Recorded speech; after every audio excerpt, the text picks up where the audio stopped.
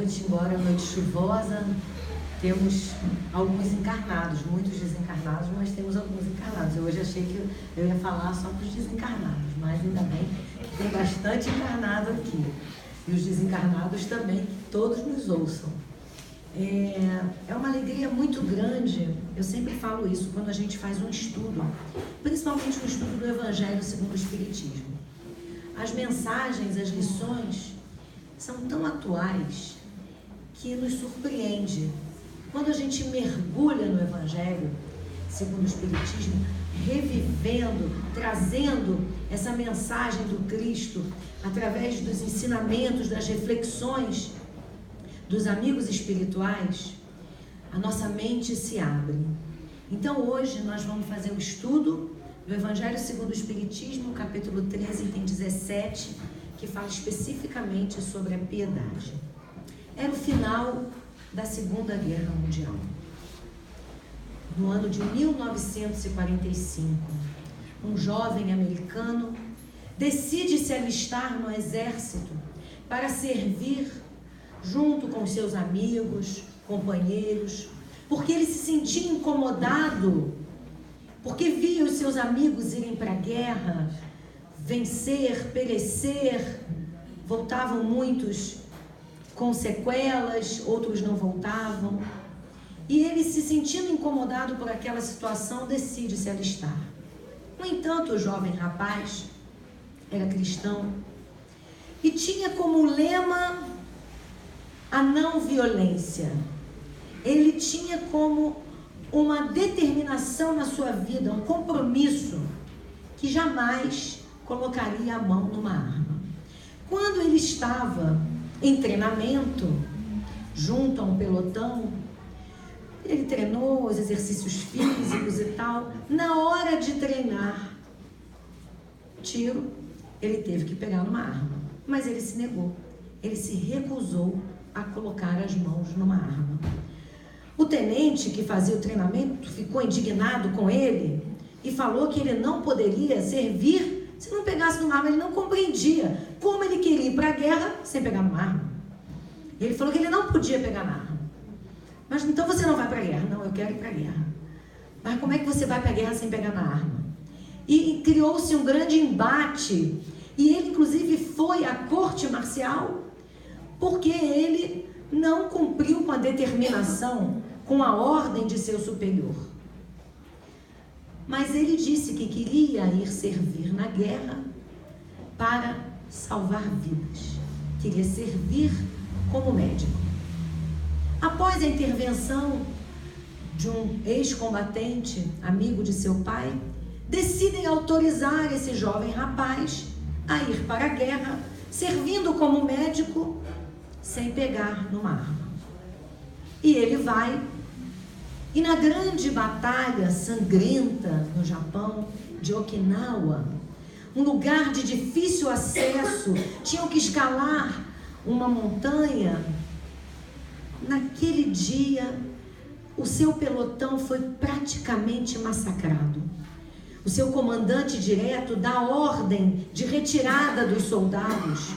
E quando eles começam a voltar, retornar, ele ouve um gemido de dor. Quando ele ouve aquele gemido de dor, ele está indo embora também. Mas ele é tocado por um profundo sentimento de piedade. E incomodado com aquilo, angustiado, resolve voltar e atender um companheiro seu que estava ali, tinha levado um tiro. Ele trata o rapaz rapidamente, começa a puxar o rapaz, traz o rapaz de volta, dá um jeito de amarrar o rapaz na corda e descer o rapaz despenhadeiro abaixo. E só quando ele estava transportando o rapaz, ele ouve um outro gemido de dor e volta, atende mais um. E cada vez que ele ia resgatar um soldado que sofria, que estava baleado, mutilado, ele ouvia gemidos de dor. E ele, de uma forma impressionante, quase inacreditável, consegue resgatar praticamente todos os soldados que ainda tinham vida. E vai descendo os soldados por cordas e ficando exausto. Ele faz isso até o último homem. Essa história verídica, retratada num filme chamado Até o Último Homem, e todos ficaram impressionados como aquele soldado, sem pegar numa arma, salva tantas vidas, correndo o risco, inclusive, de perder a própria vida. Mas esse soldado americano, ele é tocado de forma tão intensa pelo sentimento de piedade que não consegue resistir ao ouvir um gemido de dor. A piedade que nós vamos falar hoje é o sentimento que mais nos aproxima da lídima e real caridade, do sentimento de amor. A piedade é o sentimento que nos move, que nos toca o coração tão profundamente quando nós percebemos alguém sofrendo, que não conseguimos ficar inertes e precisamos fazer algo para diminuir, mitigar a dor de quem sofre. A piedade é o sentimento, portanto, que faz com que nós nos libertemos pouco a pouco do egoísmo. Porque quando nós percebemos o sofrimento e a dor de um irmão, e aquilo nos toca de forma tão profunda, que faz com que tenhamos um movimento no sentido de auxiliar aquele irmão que sofre, faz com que nos libertemos do egoísmo.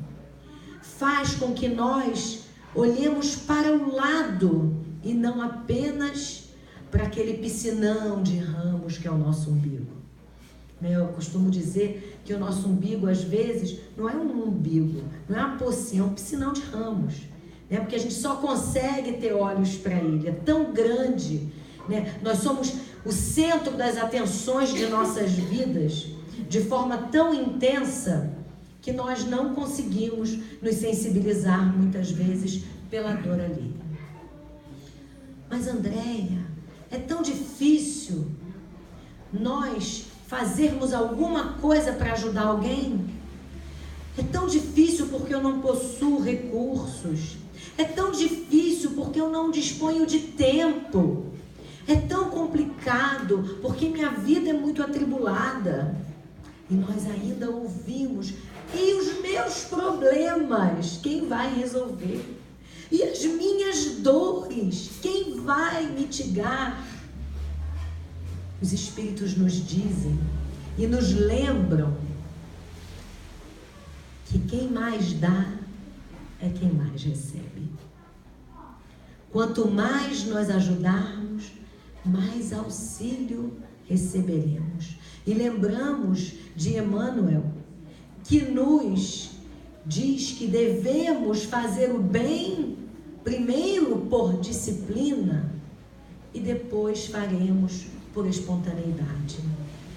Nós espíritas temos que tomar cuidado, porque muitas vezes somos surpreendidos com jargões que nós espíritas conhecemos muito bem. Eu falo de nós espíritas porque nós estamos numa casa espírita. Mas se nós ajudarmos alguém que está em sofrimento, esse alguém que está em sofrimento, nós sabemos muitas vezes que está no momento da expiação, que está no momento da reparação, que está no momento da colheita, A gente fala tanto isso, Está colhendo o que plantou. Se a gente planta batata, tem que colher batata. Se a gente planta espinho, vai colher espinho. No Livro dos Espíritos, na questão 642, nossa, até decorei a questão. Os Espíritos nos dizem que não basta que a gente não pratique o mal.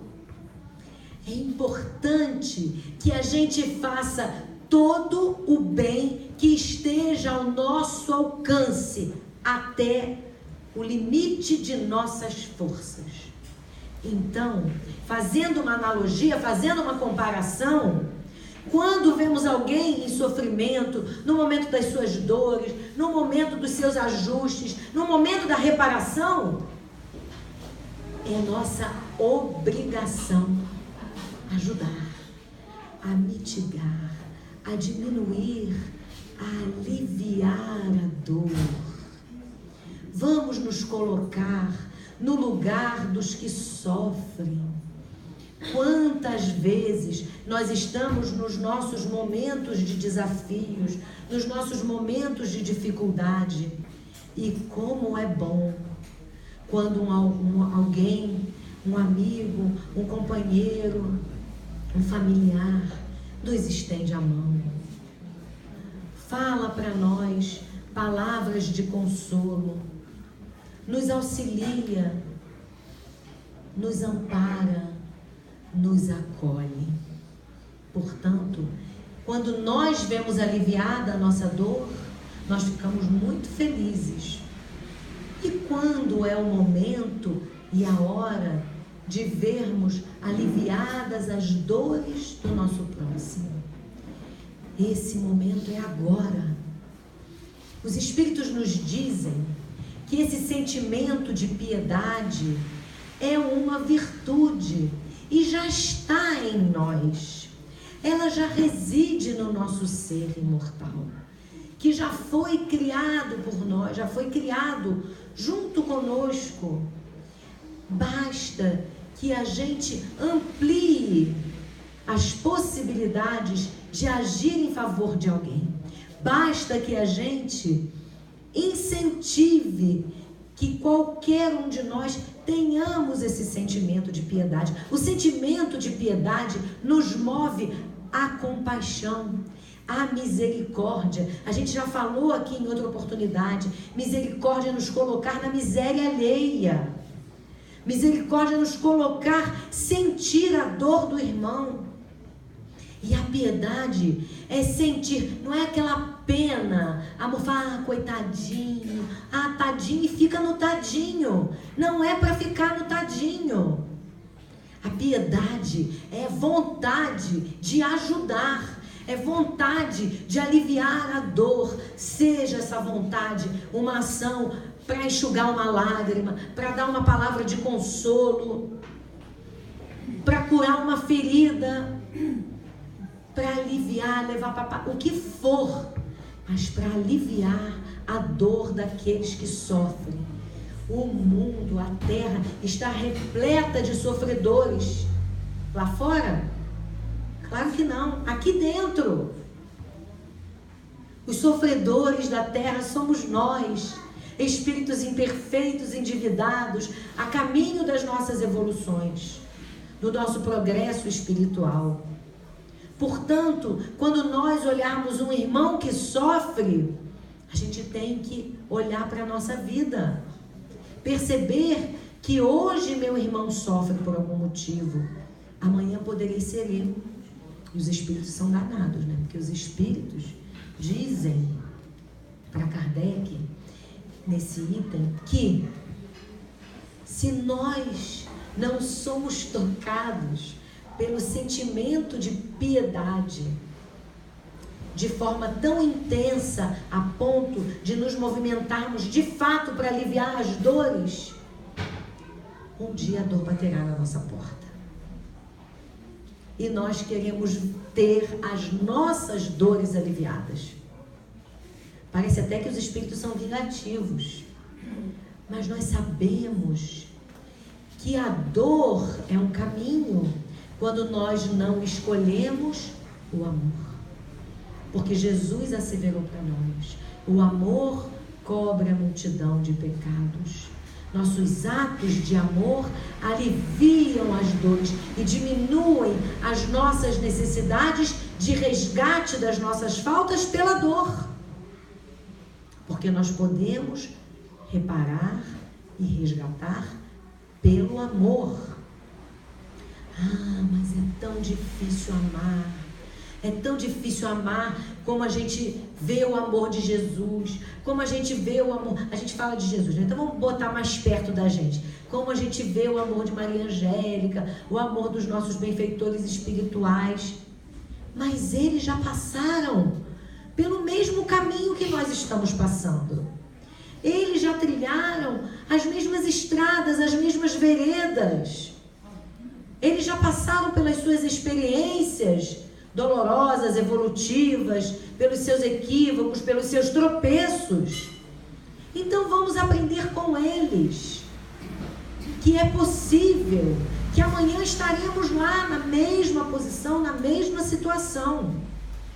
Basta que a gente deixe esses sentimentos nos inundarem a alma.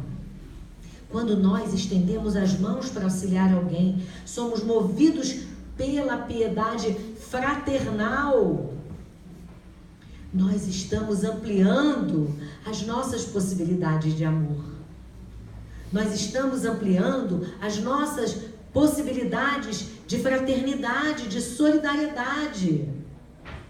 É muito importante que a gente incentive. A gente às vezes ouve as pessoas falando: a gente não pode ter pena de ninguém. A gente até acredita que quem tem pena é galinha, né? A gente não precisa ter pena. A piedade não é pena amorfa, sem vontade, sem ação. A piedade gera uma ação, um movimento. Porque Jesus nos recomendou sempre atitudes proativas. Jesus, quando encontrou o cego de Jericó, o que ele perguntou para o cego? O que você quer que eu faça? Que eu veja. O cego falou para ele. Ele sempre perguntava: quer que eu te cure? O que você quer? Que me cures, mestre. E ele sempre falava: batei e abrir-se-vos-á, buscai e achareis, pedi e obtereis. Então ele sempre exigia de nós uma atitude proativa. Ele não nos entregava nada sem que a gente fosse atrás. Vinde a mim, vós que estáis aflitos e sobrecarregados, que eu vos aliviarei. Eu vos aliviarei. Não vou tirar o teu fardo, eu vou apenas aliviar. Eu sempre digo, eu imagino o que é sofrer sem Jesus. Porque sofrer com Jesus, a gente sofre, a gente sente dor. Mas sem Jesus, eu não consigo imaginar. Deve ser muito difícil sofrer sem Jesus. Sofrer sem a presença amiga, o consolo fraterno, que toda a mensagem, que todo o evangelho, todo o exemplo da vida de Jesus é para nós. Sofrer sem Ele, eu tenho certeza, uma dor sem Jesus dói muito mais do que uma dor com Jesus. Porque a gente sabe que Ele é o caminho, a verdade e a vida. Ele é o caminho, mas quem faz o caminho sou eu. Eu outro dia ouvi de um palestrante, achei fantástico isso. Ele é o caminho pelo qual eu tenho que caminhar. Ele não faz o caminho por mim. Ele é a estrada, eu percorro o caminho. Então Jesus, entre nós, o exemplo, o homem Jesus, foi o maior exemplo de piedade, de ser que exemplificou a piedade entre nós. Porque Jesus veio para atender os aleijados que eram isolados da sociedade, os velhos, os doentes, as prostitutas, as pessoas de má vida, os pecadores. Jesus veio para atendê-los e não para julgá-los. Jesus veio para nos atender. Jesus sentia essa piedade por nós, de tal forma que mesmo sabendo das dificuldades, dos compromissos espirituais, de cada sofredor, de cada, entre aspas, pecador, daqueles com os quais Ele conviveu, Ele curou, Ele acolheu, Jesus compreendia o momento espiritual, compreendia os compromissos reencarnatórios de cada um. Mas mesmo assim, tocado pela piedade, ele curou, ele acolheu, ele amparou, orientou. E nós somos capazes de sermos tocados pela piedade a ponto de não julgar? Porque a gente sente uma peninha danada, mas a gente julga. A gente julga. Ah, tá passando por isso? Deve ter aprontado muito nessa vida. A gente fala isso. Eu até vou ajudar porque eu sou cristã, porque eu sou espírita. Mas deve ter. Vamos ajudar sem julgar, porque é nossa obrigação. Vamos nos transportar para o lugar de quem sofre. Sabe quando a gente fala? Eu falo o seguinte, né? Eu faço. Não vou colocar vocês. Quando a gente faz uma besteira, faz uma bobagem, ou pensa, e a gente se arrepende, e aí não dá para andar para trás. Não dá para desfazer o negócio que a gente às vezes faz. Eu tenho certeza que hoje, não vou nem falar da vida passada que a gente não lembra, graças a Deus. Mas se a gente lembra de algumas coisas que a gente fez quando a gente era um pouquinho mais novo, assim, né, na adolescência, a gente queria falar assim, meu Deus, se eu pudesse voltar, eu não teria feito. Mas já fez, não pode voltar. Mas pode fazer diferente a partir de hoje. Então, quando nós não queremos ser julgados pelos nossos atos, quando nós desejamos que sejam misericordiosos conosco, que nos compreendam, que sejam piedosos e nos ajudem a sair da dor e do sofrimento, nós devemos agir da mesma maneira. Nós devemos olhar os nossos irmãos que sofrem com um olhar piedoso, misericordioso e compassivo. Essas 3 virtudes. A piedade é uma virtude que já existe em nós. Madre Teresa de Calcutá vivia num convento, dentro do convento, na clausura. Ela era má por isso? Claro que não. Ela não era a Madre Teresa de Calcutá, da história que a gente conhece, mas vivia no convento. Madre Teresa de Calcutá percebia e sabia que nas ruas fora do convento existiam famintos, doentes, abandonados. E ela, embora vivesse uma vida simples de clausura num convento, ela não podia suportar saber que do lado de fora daqueles muros tinham pessoas sofrendo tanto. E ela pede permissão para sair da clausura, sair do convento e ajudar os famintos, os estropiados. Tem uma história muito interessante que contam, só para a gente enriquecer aqui a história de Madre Teresa, que ela estava uma vez, foi interpelada por um jornalista, porque ela dava comida, amparava os doentes, os alimentava, e ele veio com aquela célebre frase, ao invés de dar o peixe, a senhora tem que dar a vara, para eles aprenderem a pescar, porque isso é assistencialismo e tal, não sei o quê.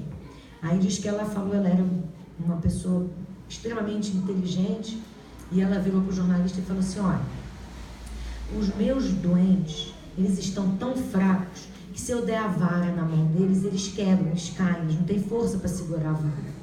Mas eu vou fazer o seguinte, eu vou dar o alimento, para que eles fiquem fortes, fortalecidos, para poderem segurar a vara. E o senhor, por favor, providencie as varas. Uma grande lição. Porque é muito fácil nós criticarmos, e nós ouvimos muito isso com relação às ações assistencialistas, de beneficência. Ah, porque isso não resolve o problema, mas mata a fome.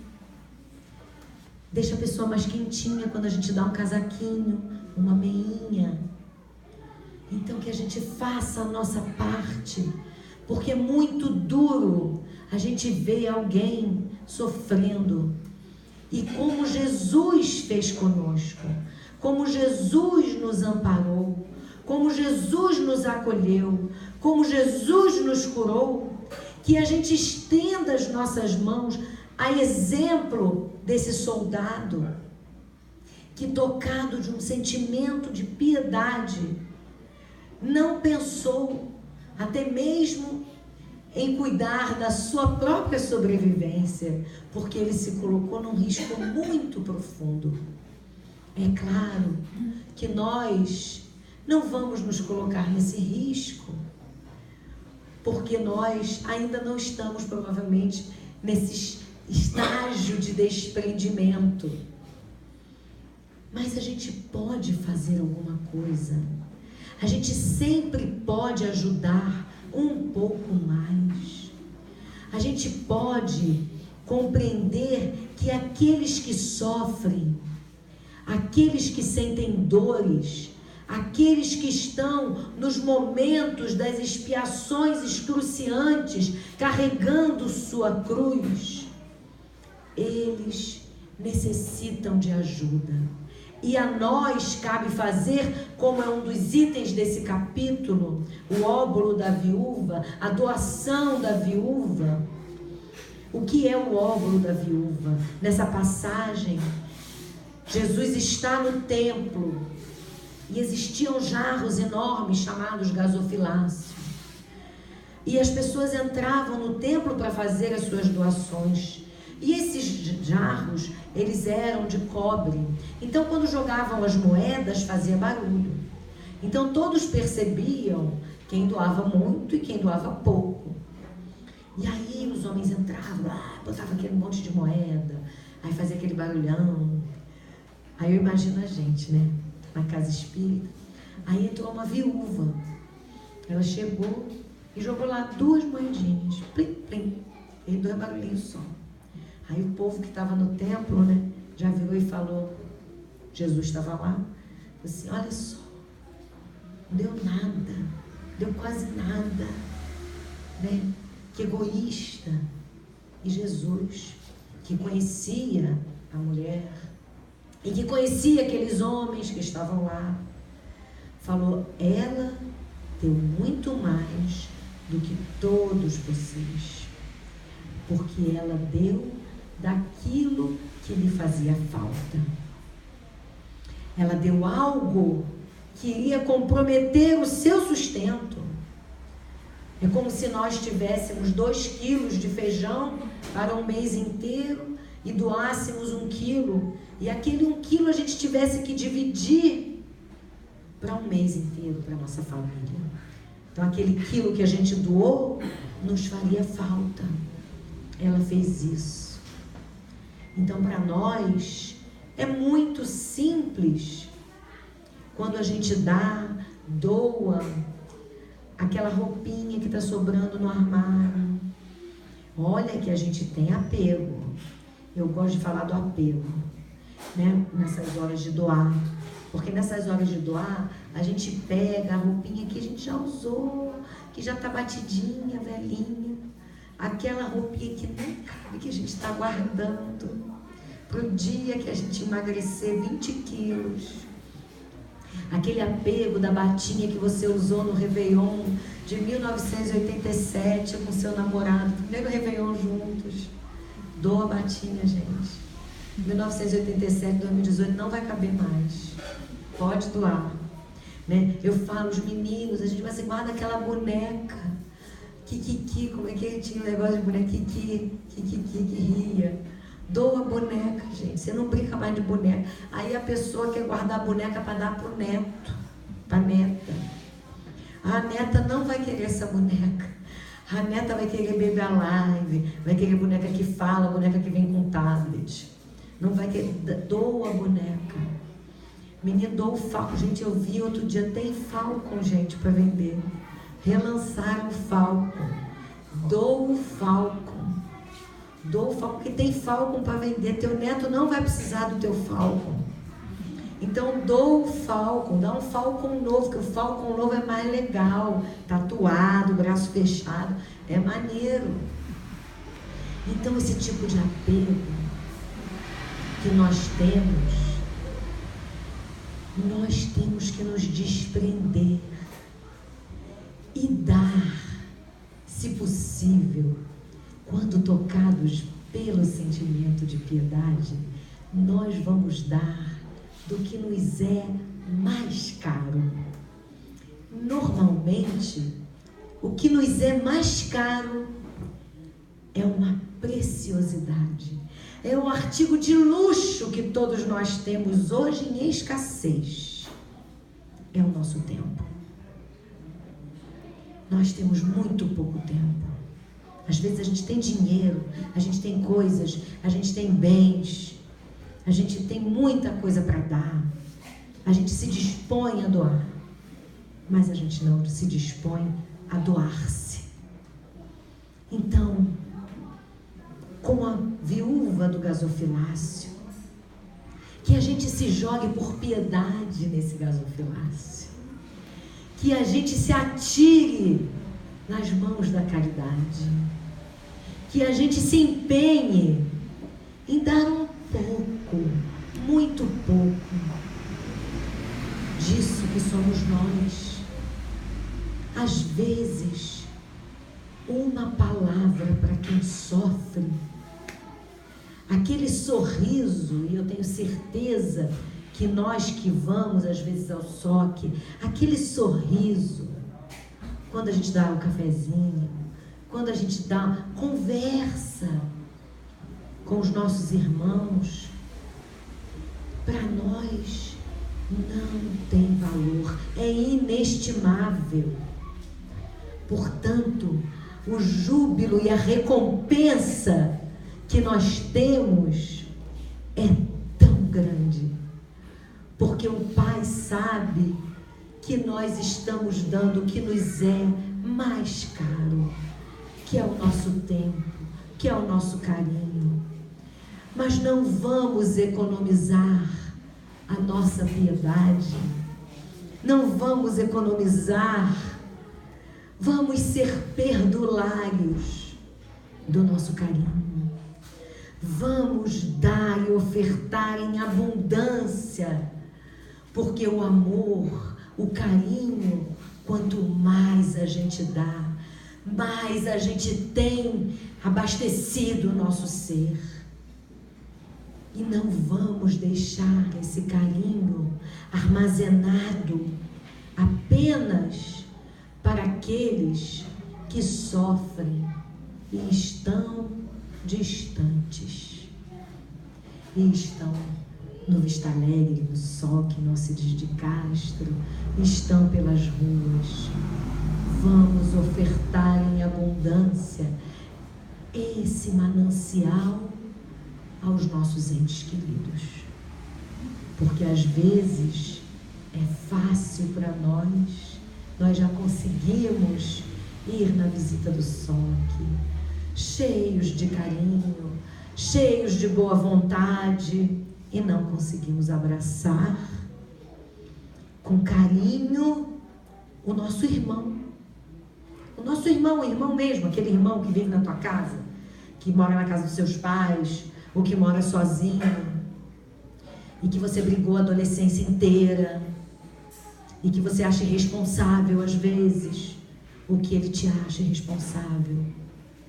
Então abraçar esse irmão, dividir o seu carinho, porque ele muitas vezes é aquele pecador, é aquele que não conhece Jesus, é aquele que não reconhece em você um irmão.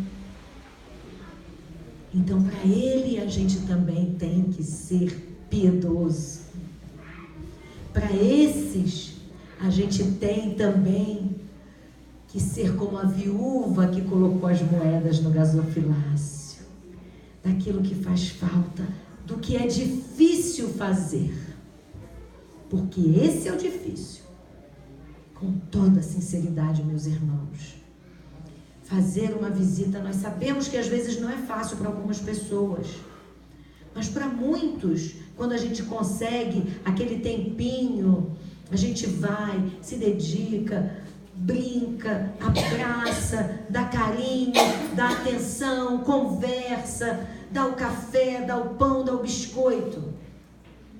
Mas esses que estão convivendo conosco no trabalho, na família, na casa espírita, vamos abrir o nosso coração à piedade para esses irmãos. Vamos sentir piedade e reconhecer neles o sofredor. Quando não nos reconhecemos como nós sendo os sofredores. Quando nós não somos os carentes dessa piedade. Portanto, Jesus, que sempre nos envolve, que é o nosso exemplo, é a nossa estrada. Ele que é piedoso conosco até hoje. Porque os bondosos amigos espirituais, a gente acha o quê? Que Maria Angélica olha para mim com que sentimento? Senão de piedade. Por permitir que a gente aqui trabalhe, que a gente aqui desenvolva as nossas atividades. Por piedade, certamente. Piedade dela,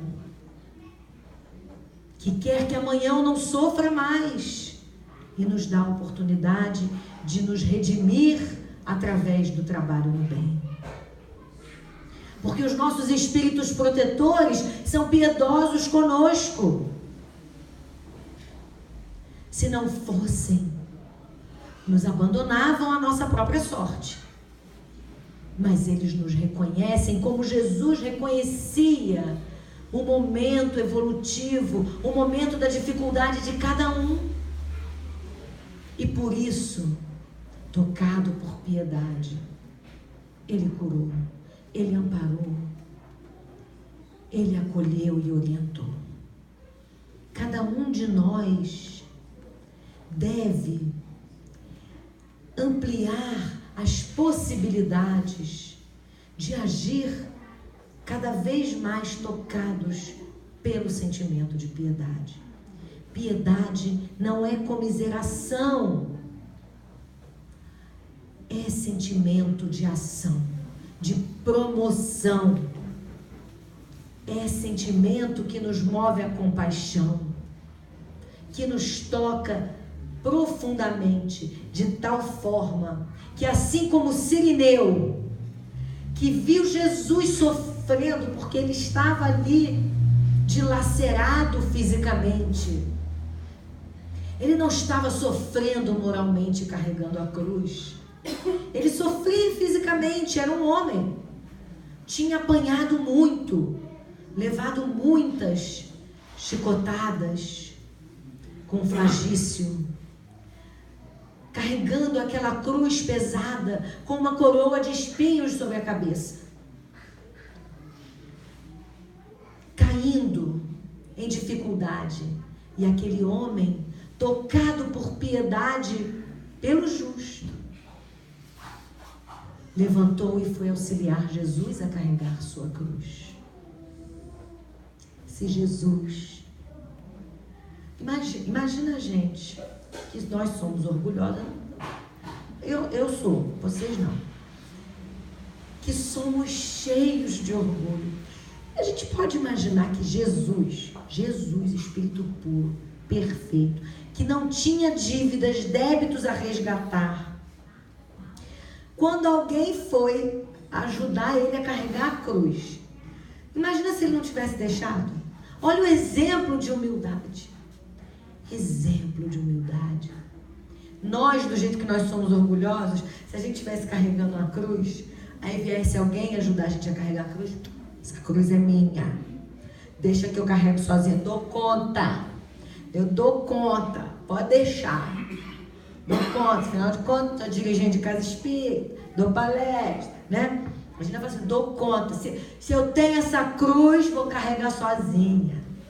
Não.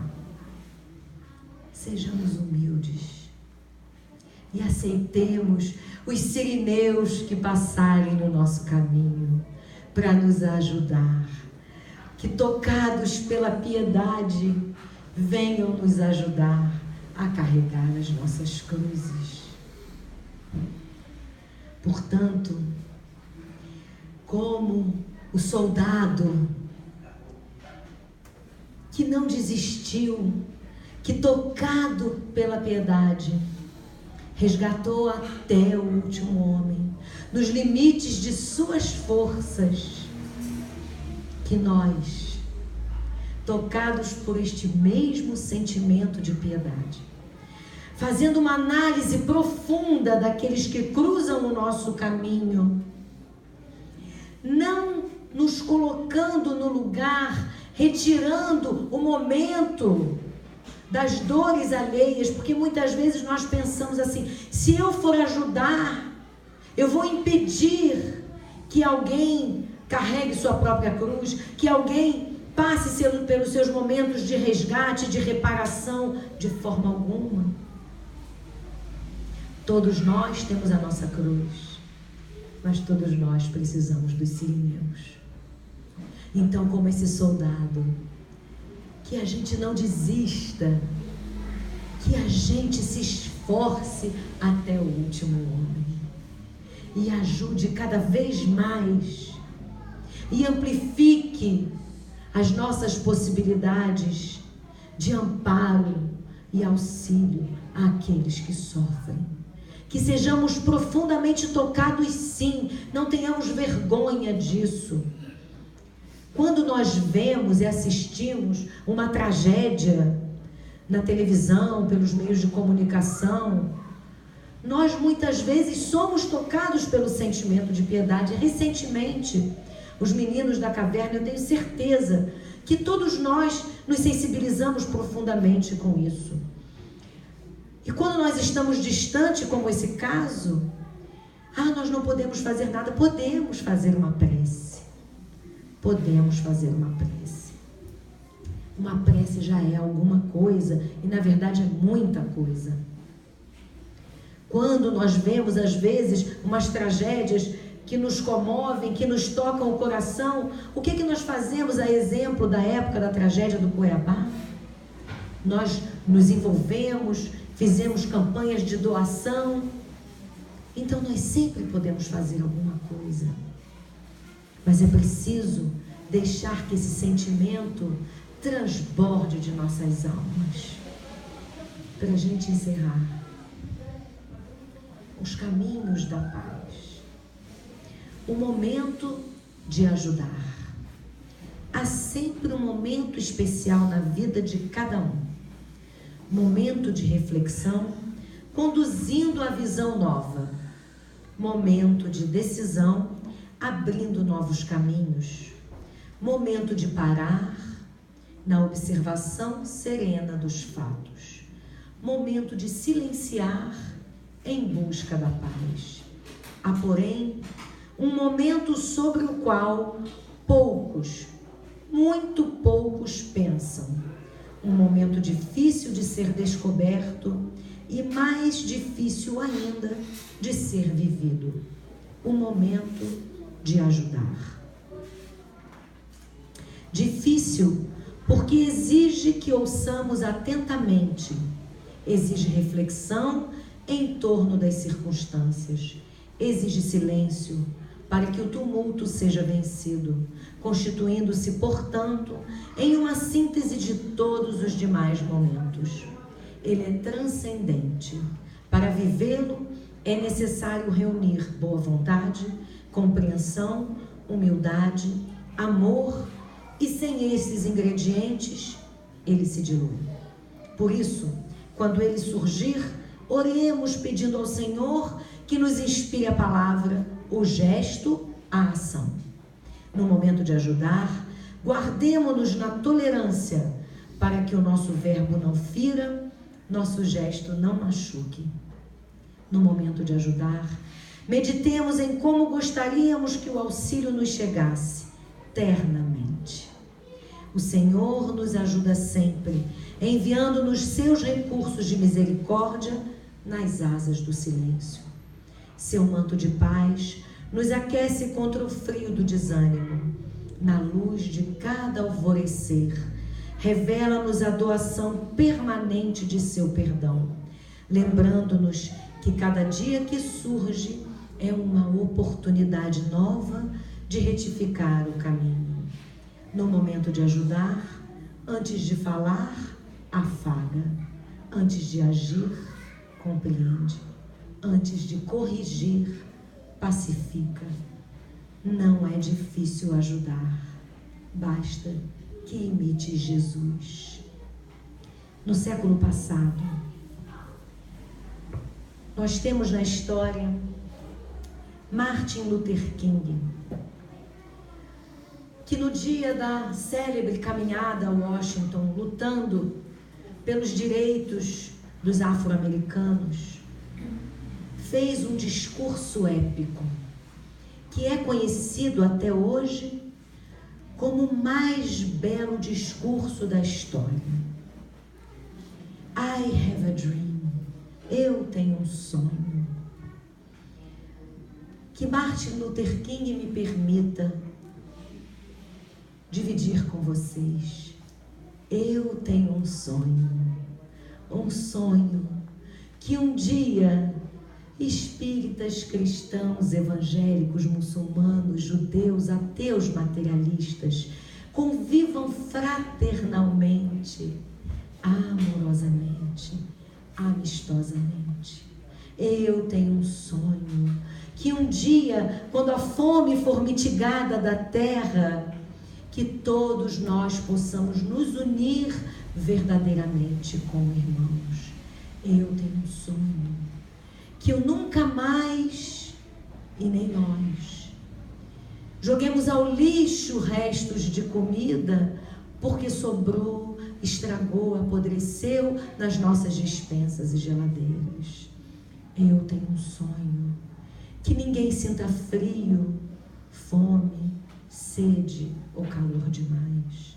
Eu tenho um sonho que um dia todos conheçam, reconheçam, sintam Jesus como eu procuro sentir.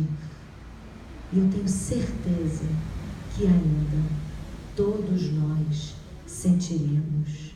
Eu tenho um sonho que um dia todos nós nos amemos assim como Ele nos ama. Que Jesus nos abençoe.